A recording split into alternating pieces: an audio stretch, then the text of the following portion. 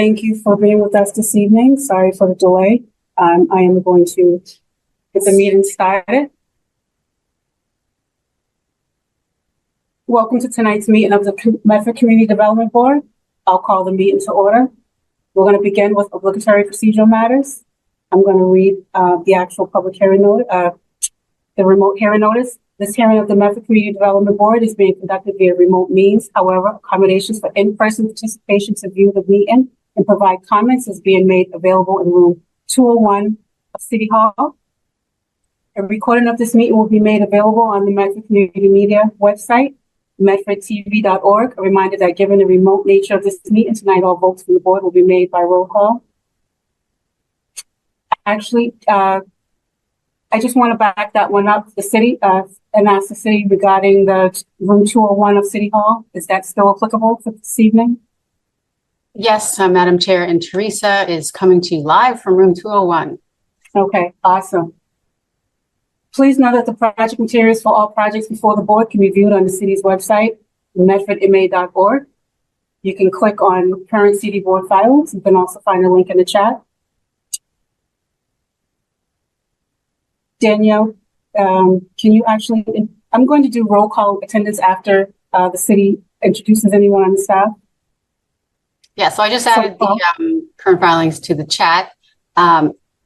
Myself, Danielle Evans, Senior Planner, our Director, Alicia Hunt, Teresa Dupont is helping out tonight in room 201. She is the Community Preservation Act Manager, and this is not her job, but she's helping out, which we appreciate. And I believe that is all of us. We also have a graduate student intern, Gabe Weinstein, who will be taking minutes tonight. Awesome. Thank you, Danielle. Okay, I'm going to go back to roll call. I just wanted to give an extra minute, just in case there was one other board member that was joining us. Peter Kaus. Here. And I'm just going to double check for Ari Fishman. Pam Mariansky. Here. Sally Akiki. Present. And myself, Jackie McPherson. I am present. So the first item for this evening is approval not required. It's an A&R plan for review for 970 Fells Way. I'm going to, before I invite the proponent to present their plans for 970 Fells Way, I would ask if the city can give us a synopsis on this.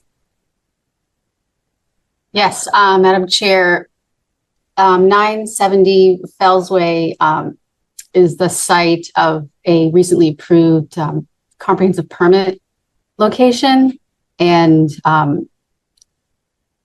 despite a comprehensive permit where the ZBA does everything, the Community Development Board still needs to approve the A&R, which is, approval not required to, I'll let Patrick Noon from Davis Companies explain, but there's some division of the lot from the existing use, but he'll explain all that. But that's what the project is here. It's all approved. It's just a formality to create the new lot. Thank you. Okay, so I will invite the proponent to present the plans for 970 Fells Way. If you can please give them screen sharing abilities, make them co-host. Whoever's presenting. Yes, that would be me. Thank you. I will start sharing now.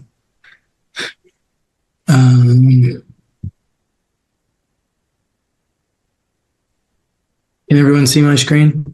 Yes. Great. So I will be brief. Thank you again for hearing us this evening. So just following up on what Danielle was saying, we have been through the comprehensive permit hearing process with the ZBA, recently concluded that process. We are following up now here with this A&R plan submission for endorsement. What you see on the screen here is an aerial view of the of the building and the site as it exists today, and just giving a picture of what the existing conditions are as the site exists today. It is currently one lot.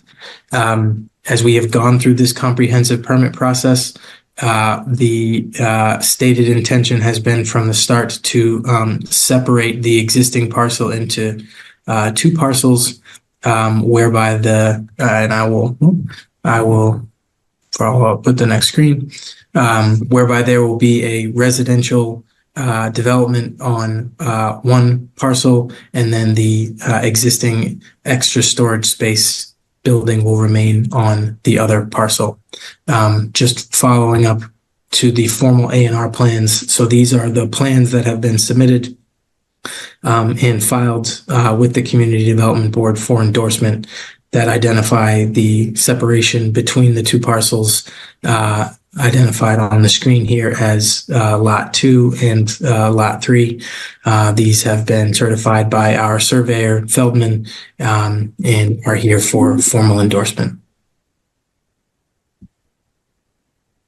So that is the end of the formal presentation that I have to give this evening. Thank you very much. Can you tell me what the frontage actually, what were the dimensions again? What are the dimensions? So the project affronts Myrtle Street and Fellsway. I don't have the formal application up in front of me. Just referring to the plans here. So this is 336 feet roughly along Myrtle Street here, and then another 25 feet roughly along Myrtle Street at the corner between Myrtle and Fellsway. And then there is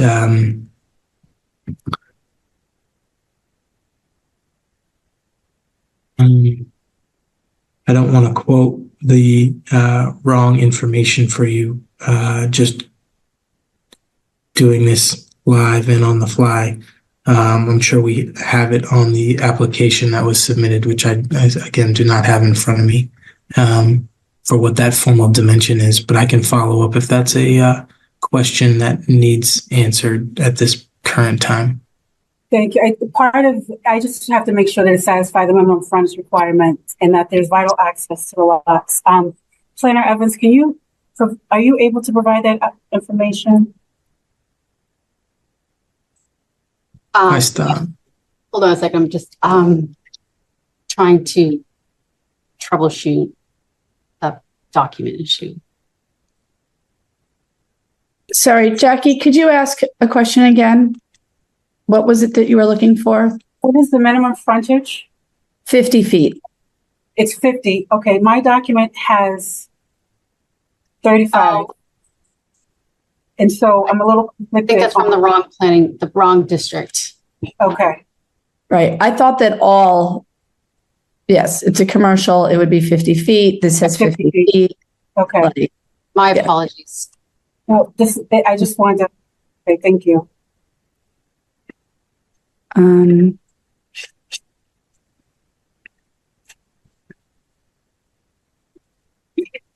going to open it up to the board for questions while I continue to look over something. Does anyone have questions? Peter Kaus? Yes, I don't know if I'm not sure who to direct this question at specifically. I just want to kind of, I guess, understand the A&R process and what it is and is not the proponent and the city are asking the board to do. Did you have a specific generally? So an approval not required is where you have one lot that you're dividing into more than one lot or two lots that you're joining together. And as long as there is appropriate frontage on a legal way, then the board has to say yes. there isn't any discretion, and it doesn't matter what the buildings are on the lots. It doesn't matter what the zoning is of the lots. Like, none of that is required. That is why the procedure is called an approval not required. One time I saw this board deny one because the place where the property met a road was the very end of a dead end. There was only about 10 feet. And then they were like, we'll make space for a fire truck to turn around.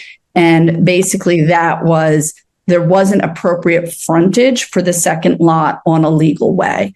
But as long as there's appropriate frontage, the zoning board is just confirming that, yes, there is access. And so this very clearly has frontage on the new parcel on 2 streets and on the remaining parcel on Fells Way. Okay, that's fine. I just was unfamiliar with the process and was trying to figure out what the criteria we should be looking for were. Yes. Yeah. So the questions are, do the lots front on a right of way? Do the lots satisfy minimum frontage? And then is vital access provided? So, Right. and it's, some of the neighboring cities actually don't go through this process because they've opted out of subdivision control law, where, for example, in Somerville, this is the planning director just signs this. It doesn't go to their planning board. Yeah, and So it's just kind of, and based on the fact that there's at least 50 feet, I'm going to actually just move it along and ask for a motion to endorse the plan as approval not required. Do I have a motion? I Sally motion. And a second? I Peter second. We'll do a roll call. Peter Kaus, Aye. Pam Mariansky, Aye. Sally Akiki, Aye. and myself, Jackie McPherson. I'm an aye. Thank you so much for being here with us tonight. Thank you very Have a good much. evening. You too. The second item on our agenda tonight is 400 Mystic Ave, special permit, site plan review. So the applicant is requesting a continuance to a date, July 17th, 2024, which is a date certain. That's when they want to finalize the requested revisions. So I am going to ask the board for a motion to continue the public hearing for 400 Mystic Ave to July 17th, 2024. So moved. And a Sally second? second. Sally second. Okay. Roll call, Peter Kaus, Aye. Pam Mariansky, Aye. Sally Akiki, Aye. and myself, Jackie McPherson. I'm an aye. Our third item this evening is 360 Salem Street, which is ZBA case A-224-14. It was a public hearing on June 27, 20. There will be there was a public hearing scheduled for tomorrow, June 27, 2024. The applicant has submitted a letter to withdraw their special permit application from the ZBA. Since there is no longer an active application for the city board to review in its advisory role, the matter is also withdrawn from CDB, and there will be no discussion or public comment. Item 4, approval of minutes. I'm going to ask for a motion to approve the minutes for May 15th, 2024. I Sally motion. A second? I Peter second. Roll call, Peter Kaus, Aye. Pam Mariansky, Aye. Sally Akiki, Aye. and myself, Jackie McPherson. I'm an aye. Before adjournment, I want to ask if the board or the city has any other items for discussion.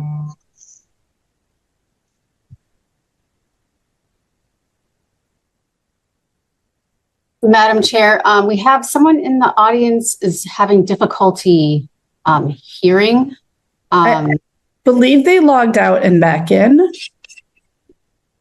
because I saw that after they sent the message, they logged out and now that phone number is back in. So, Okay, I'm having a hard time running the Zoom and also following. So I missed that. So if everyone is all set, and if the individual missed the announcement that 360 Salem Street is being withdrawn from the zoning board, and so there's not an application for this board to review and make recommendations on, and therefore there's not an item that they can discuss.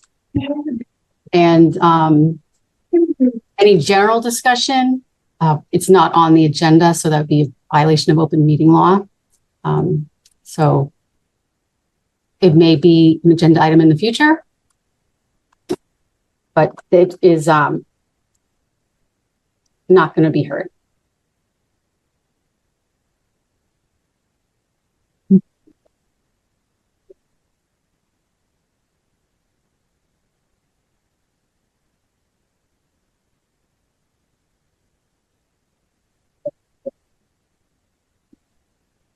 And with that, if there's no other items from the board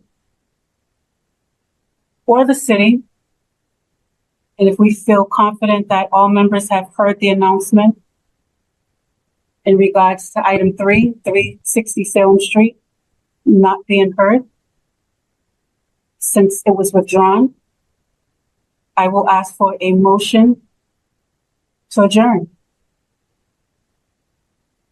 Having no other Aye, items. Sally. Motion. A second? Second. Was that Pam? Yep.